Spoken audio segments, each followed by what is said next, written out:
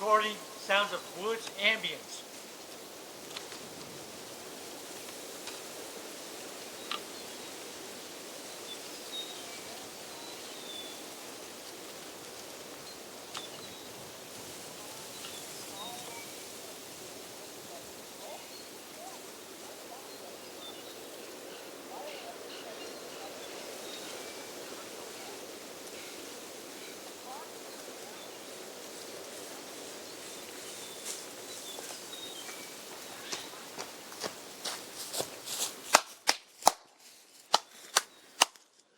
So now if I'm going to film ambience, the natural surrounding, I could just put the two Go mics spaced out, maybe stereo or odd angles to get interesting sounds, and just let it be.